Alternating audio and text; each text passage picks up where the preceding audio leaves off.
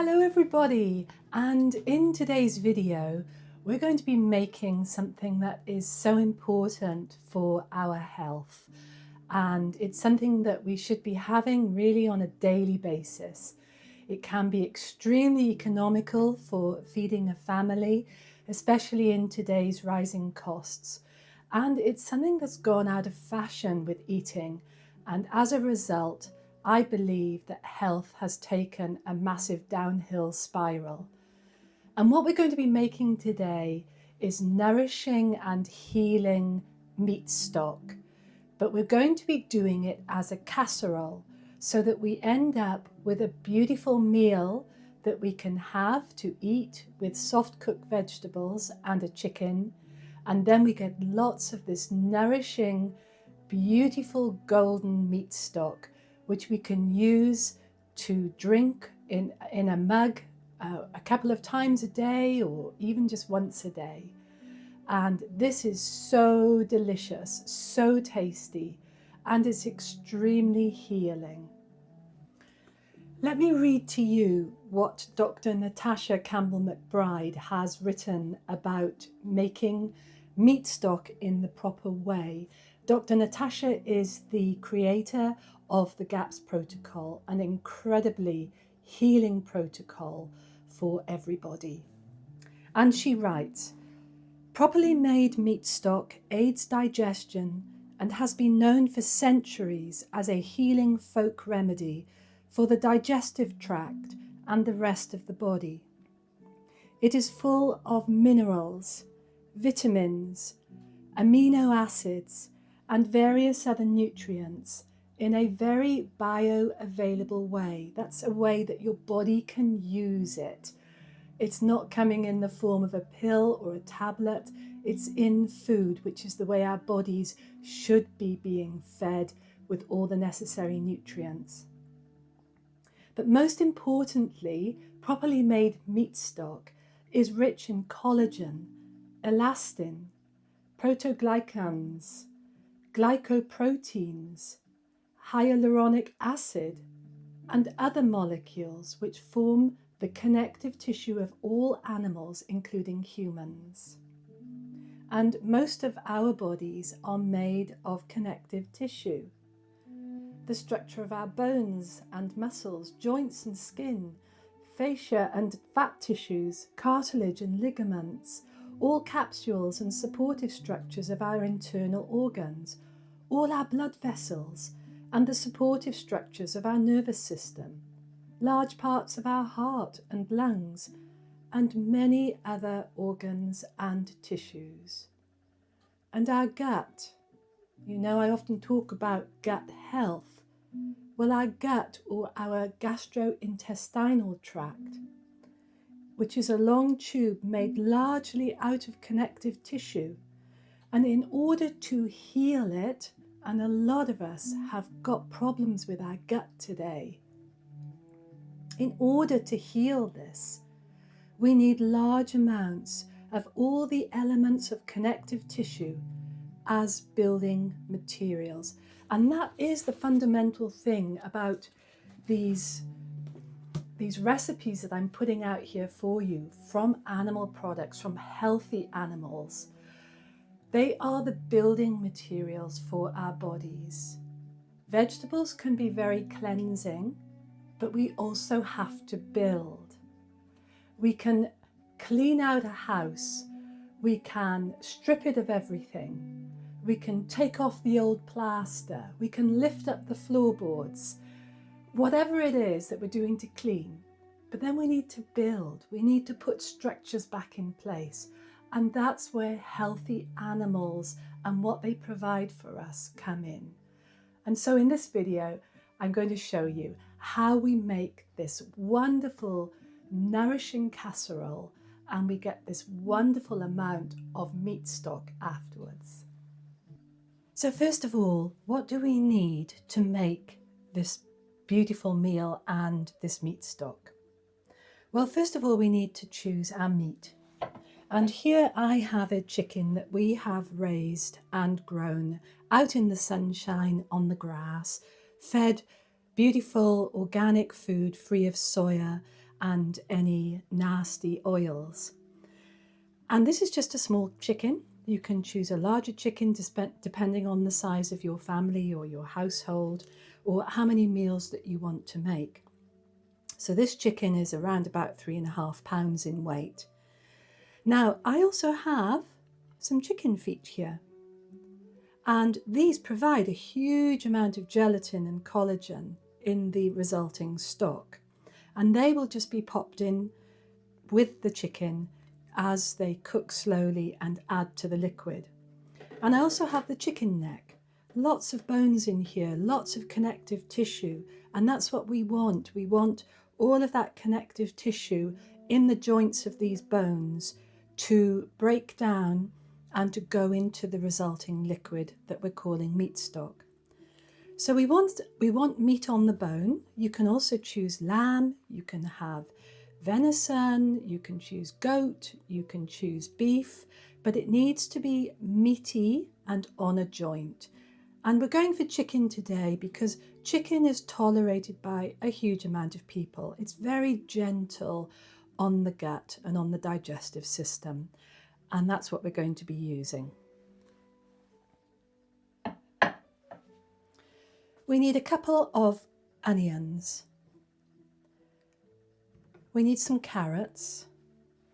We're going to put in some celery for flavour. We're going to put in some type of squash, and this is one that I've grown.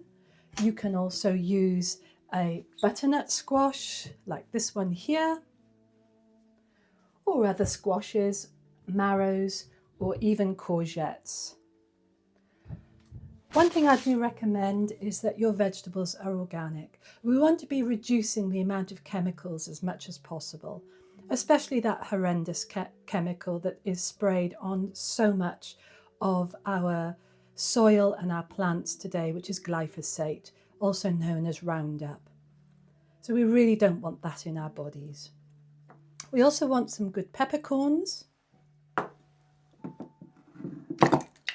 We want some good natural whole salt, like pink Himalayan salt or Celtic sea salt. We do not want to use table salt. And we're going to put in some bay leaves, and this gives it a beautiful herby rich flavour. And then we're going to add filtered water, water that has had the chlorine and the fluoride and any other nasties, sadly, that are now presenting in our drinking water taken out. So we're going to end up with a really truly nourishing product to help all of our family. And what are we going to cook it in? Well, today we're going to cook it in the slow cooker because this is so easy. If you've got a busy lifestyle like so many people have, you can put it all in here, set it, and within 6 or 8 hours, this will be cooked. We can also use a casserole pot like this. This is obviously more time consuming because we need to stand over this initially when it goes on the hob, and then we need to put it in the oven. But both ways are fine. But for today, we're going to make it in the slow cooker because I want this to be very doable for everybody. I want this to be something that is economical, that is nourishing, and that provides plenty of meals. It's just one lot of preparation, and we benefit greatly from it.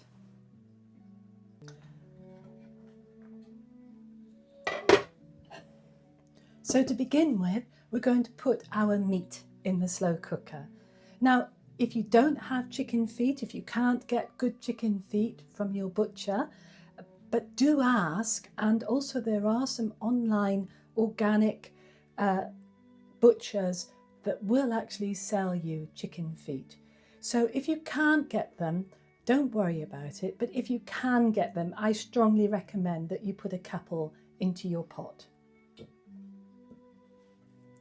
In goes the neck. And then with the chicken, you can keep it whole if you're in a rush, but you can also just help those connective tissues to release a little bit better by just exposing these joints.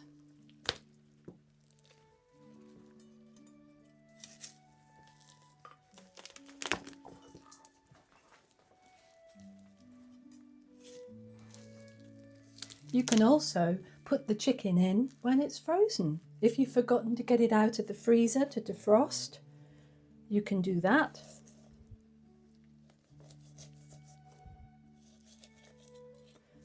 But just doing this little bit of preparation here ensures that we get a lot more collagen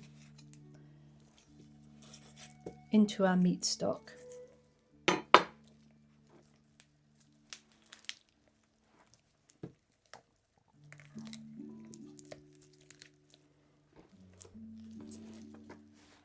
In goes the chicken. Now really I would like you to be able to buy a pastured, organically raised chicken. However, I do realise that some people find they cannot justify this expense. And so I always encourage people to do the best that they can. Next, we're going to roughly chop up our onions. And it doesn't matter if you use red onions or if you use brown onions. It is important to choose organic vegetables. So many non-organic vegetables today have got so many chemicals in them that then your body is going to have to try and process.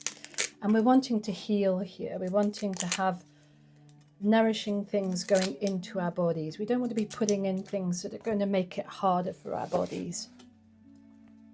So I'm just going to quarter the onions. The red onion gives a more richer colour to the resulting stock that we're going to have.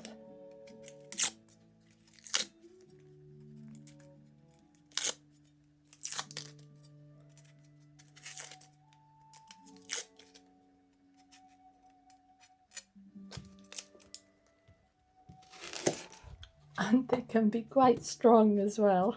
Woo.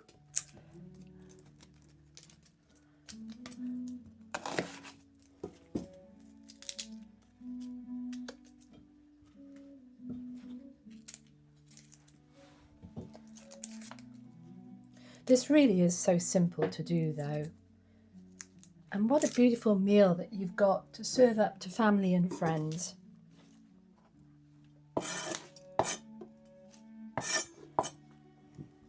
Next, we put in our carrots.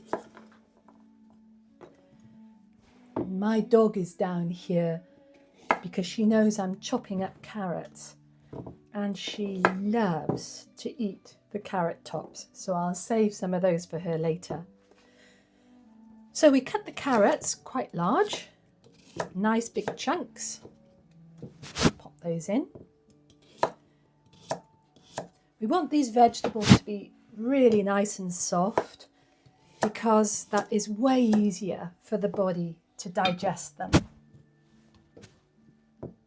And remember, we're going for healing here, healing and taste. And we're certainly not compromising on the taste with all these beautiful ingredients. Now we're going to put in a couple of sticks of celery. Celery is really quite fibrous, and if you're needing to be careful with the amount of fibre that you're having, you will just put these in for flavour and then you will extract them afterwards and not eat them. However, if your gut can take it, then eat the softly cooked celery.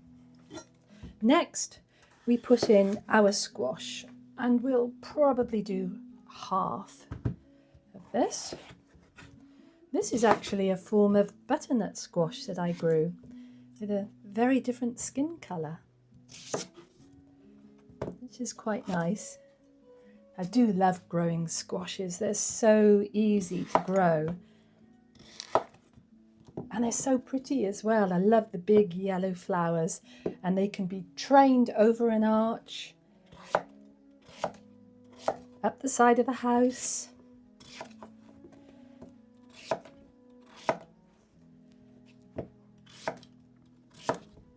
Just roughly chop this. I'm actually leaving the skin on this squash because I know that this is fine. It's also not a very thick skinned squash either. The longer into the winter we go, and as these are stored just in my house, this skin will become harder and harder. But I'm going to pop it in because there's a lot of goodness in the skin.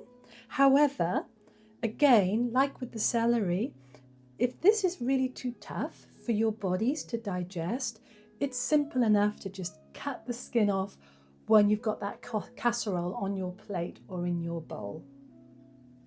But this way you're getting all the goodness. I'm going to spread that around.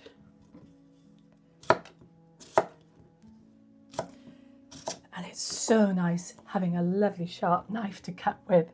It makes preparing vegetables such a joy. Now, we're going to put in 3 bay leaves. Again, these are bay leaves that I've grown here. It's so easy to grow a bay tree in a pot. But if you have to buy organic so that you're not getting those chemicals. Next, we put in around about a tablespoon of peppercorns. A few more. Sprinkle those over.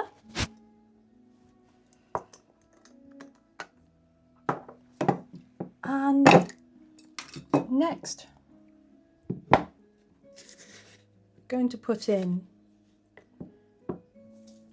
2 tablespoons of our really good salt. This salt is amazing.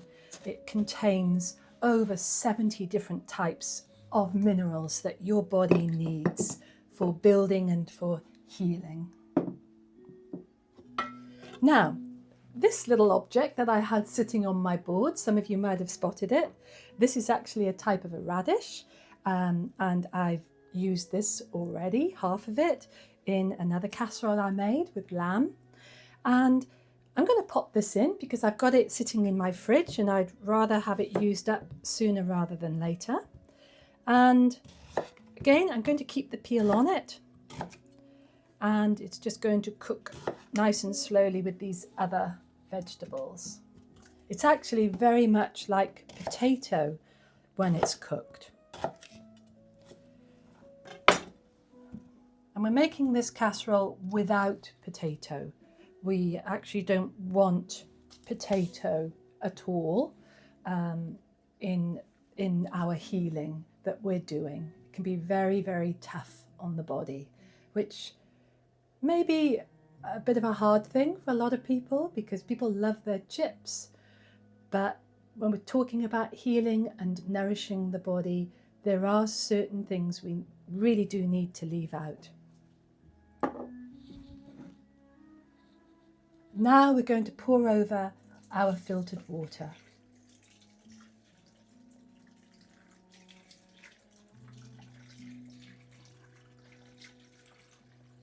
And we're going to pour over enough to just cover our meat. So we need to get some more.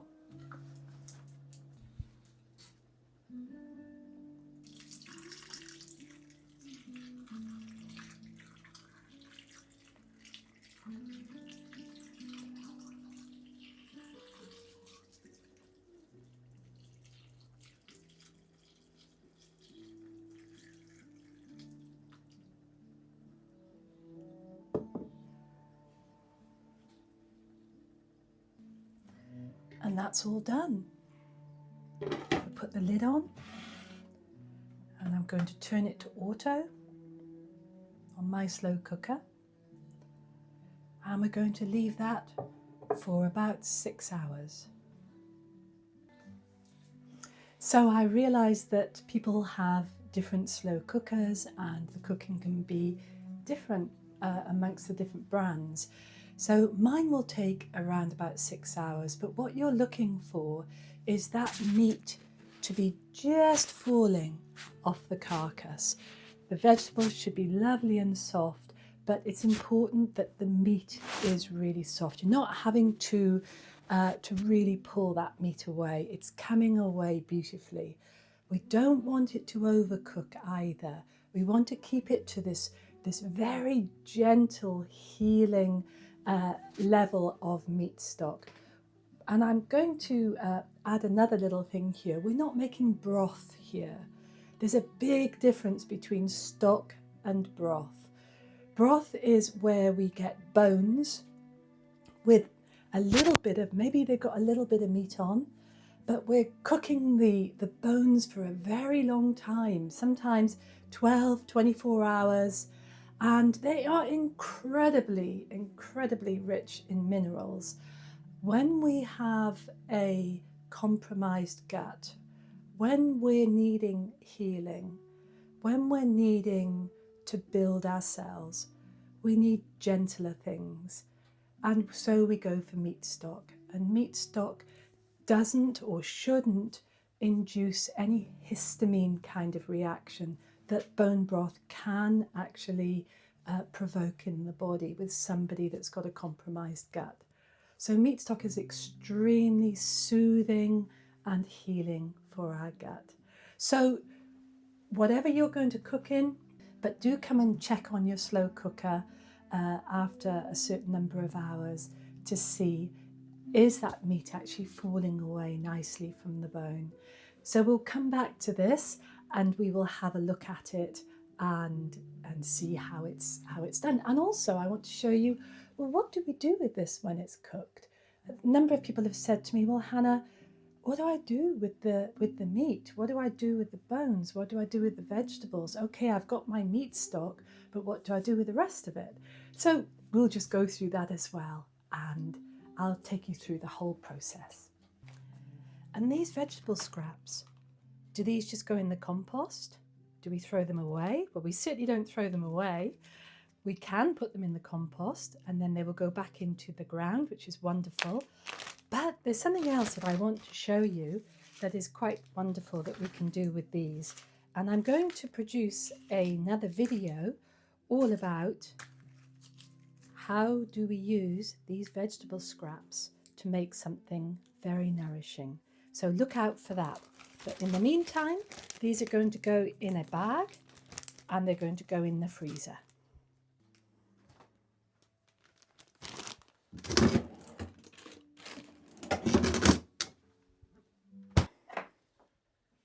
So here we go. We've now cooked our chicken and our vegetables, and I'll just show you what it's like.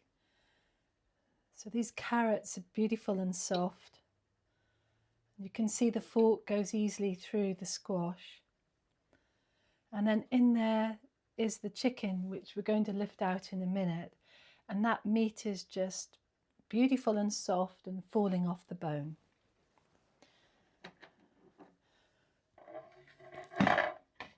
So this is now ready for us to deal with. So we're going to start by removing the vegetables, and then when we can get to the chicken, we'll lift that out. So you need a container, preferably not plastic, to put your food in.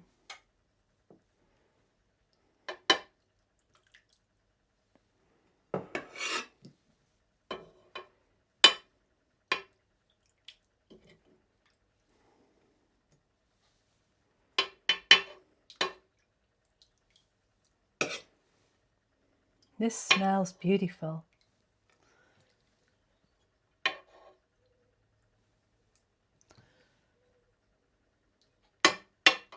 So this took about 7 hours for me in the end, for it to get to the point where I was happy that it was cooked just right for us to use.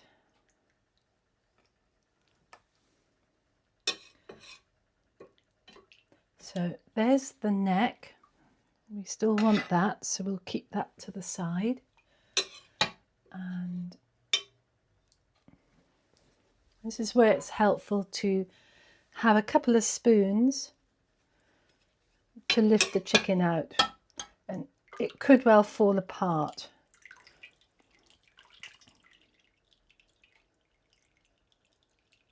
And that doesn't matter if it does.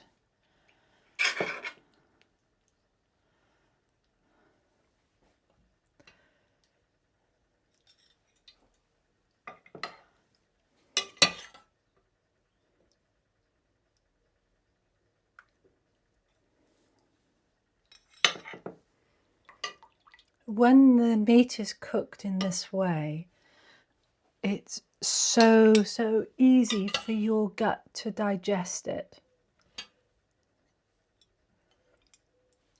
And that's why we're having food, right? The food that we're eating is fueling our bodies, is providing the building blocks for all those cells that get renewed every day, and is providing all the nutrients for our microbiome, all those incredible billions and trillions of microbes and organisms in our gastrointestinal tract that are utilizing a lot of this and then using it to help with our immunity, with all of our organ functions, the production of our hormones.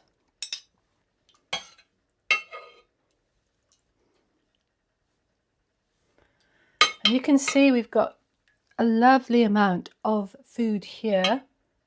And if you were planning to have this for your meal this evening, then it's all ready for you to dish out and take what you want from it.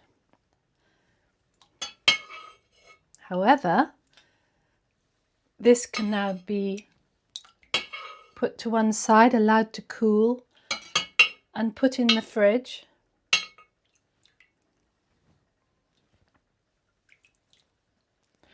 And then you can just take from it and heat it up in a saucepan in the good old-fashioned way, not in a microwave, because that destroys so many of the nutrients in your food. And we're wanting to retain as much as we can. So you can heat it up in a pan on your hob. I think we've just about got all the vegetables and the chicken out, and I've left, if you remember, we put 2 chicken feet in here, so they're in the bottom there. I've just left those in for now.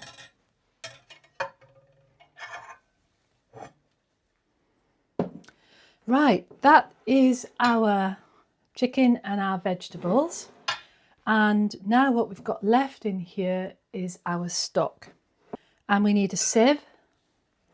And we need a glass bowl or jug to collect it in. And all we're going to do now is ladle out this hot stock through a sieve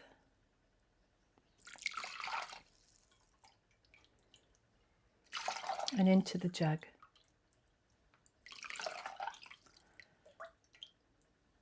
You can see the colour on this is beautiful, lovely rich brown.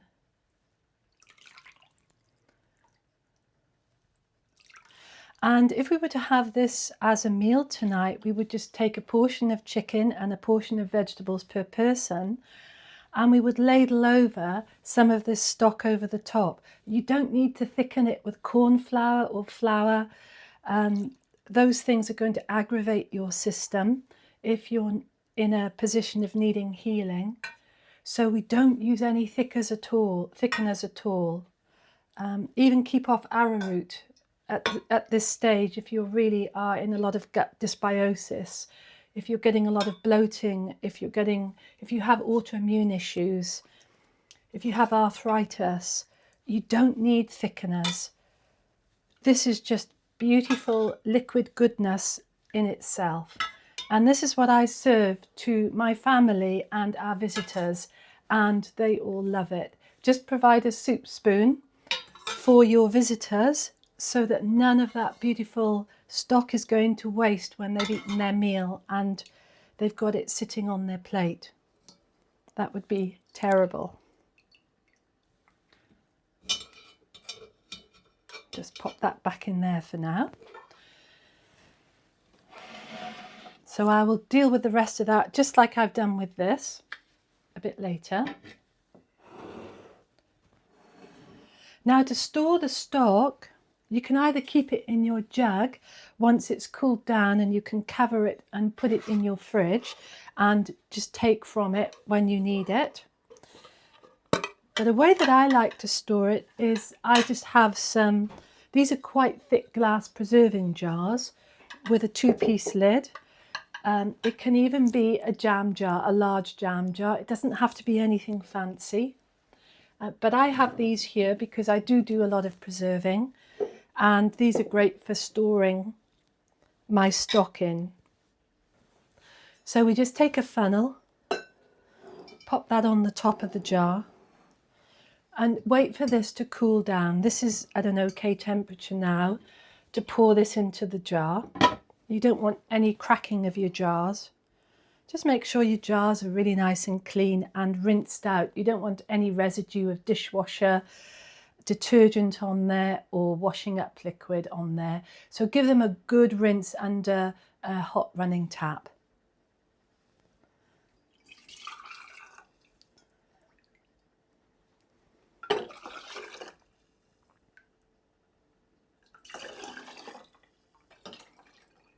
Now you can actually pop these jars in the freezer, and if you were to do that, you would leave a bit more than that of what's called head space, because when liquids freeze they expand, and you've got to allow room for expansion in the freezer. So you would fill it up to about 2 inches below the top of the jar, and you would then put your lid on, but not screw it down really tightly. Make sure it was really cool before you popped it in the freezer, and put it on a stable base in your freezer. And then once that's frozen, you can come back and you can just tighten that lid up securely then. And then you can freeze it that way. And I've done this to get ahead and make a lot of stock, so I've always got a good supply. So we can just keep going with this and filling up our jars.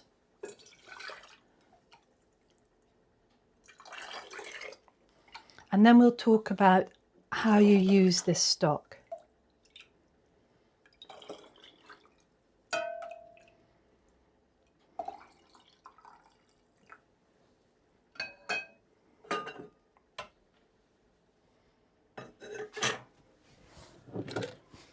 I've even got these little silicone stretchy lids that I can use and just put over like that, if that's going to go into the fridge once it's cool. So a great way to have your stock is to literally just ladle about 1.5 ladles into a mug and drink it. And it should taste really nourishing, really calming and soothing and delicious. Sometimes you might need to add a little bit more salt. We really undersalt things today because we've been told to be so afraid of too much salt is bad for our bodies. But when we're actually using the complete thing, as I showed you, the Himalayan salt or the Celtic sea salt, which has all of the nutrients intact, they haven't been extracted, our bodies know what to do with all those nutrients. And if there's too much sodium, you know, trust your body. It knows what it's doing. It's been designed so amazingly. If there is too much sodium, your body will flush that out and take what it needs. But unfortunately today, we're actually not having enough of these minerals in our diet. So if the stock doesn't taste quite as delicious as it should, it may just need a bit more salt in it. So go ahead and do that. So this is what I do. I will take the cold stock out of the fridge, and I will ladle 1.5 ladles into a pan and heat it up on the hob. And then I've got my nourishing drink. And when I was very, very sick, I was actually having 5 of these a day. And this was incredibly nourishing and helpful for me to get my health and indeed my life back. Thanks be to God. The other thing that you use your stock for is to make absolutely delicious soups. So forget about making your soups with water. We want to use stock. So you can even take some of these soft vegetables. You can even take some of the chicken. And indeed, I would encourage you to actually take the soft parts of the chicken that you might not fancy eating. It's a lot of us don't tend to eat these bits today because we think it's not food, but it actually is. So when you strip down the chicken off the bone, you actually want all of these little soft tissues, like the little soft caps off the end of the bones on the leg pieces. So save all of those. And the skin, if you struggle to eat the skin of the chicken, we'll remove it and add it to the pan with your stock and with your vegetables and heat it up and then blend it into a smooth soup. And you're having all the goodness, nothing is wasted. The only thing that then goes is the bones, and they can go into your compost and break down into wonderful bone meal for your garden. So don't waste anything and just take the time, like this neck piece here. You can see now that it's falling apart, and we can take, look how much meat is on the neck of the chicken. There's so much. And we can just extract the bones.